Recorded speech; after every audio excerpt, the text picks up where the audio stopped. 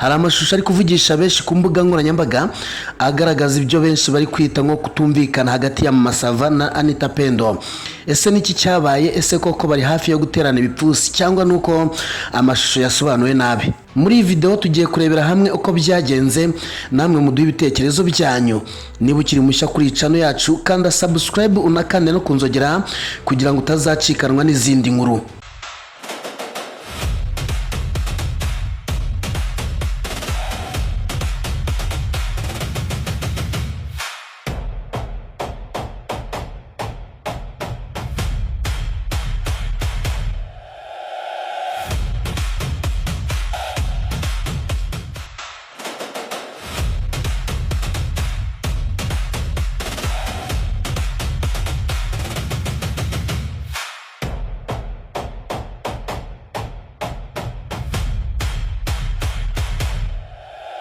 Murakaza neza kuri Kigali 250, urubuga rubagezaho amakuru agezweho y'imyidagaduro, umuziki, ibyamamare n'udushya dutandukanye bishyushye byizewe kandi bikonogeye. Iminsi irabarirwa ku ntoki ngo bahure mu mukino w'iteramakofi utegerejwe na benshi, ariko Anita Pendo na Mama Sava bavuga ko uretse guhatanira intsinzi banafite intego yo gusurutsa no guha ibyishimo abazawitabira. Aba bombi bazahigana ubutwari ku itariki 5 Nyakanga 2026 muri Petit Stade, n'umukino wateguwe na Body Max. Nubwo buri wese agaragaza icyizere cyo gutsinda, aba bombi bahamya ko abazawitabira bazataha banyuzwe.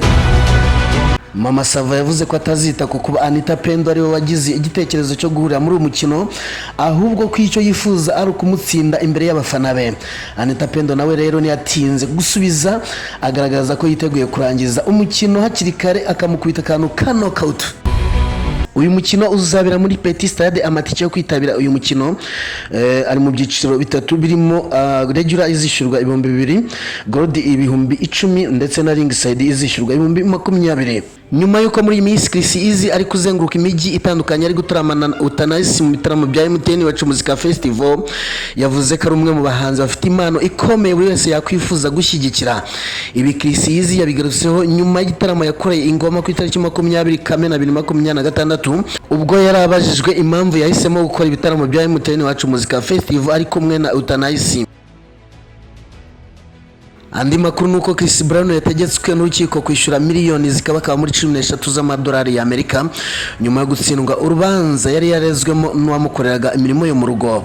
Ku itariki 30 Kamena 2026 nibwo urukiko rwa California rwategetse ko uyu mukozi ahabwa indishyi z'akababaro bitewe n'uko mu Kuboza 2020 yasagariwe n'imbwa ishinzwe umutekano mu rugo rwa Chris Brown maze ikamuruma.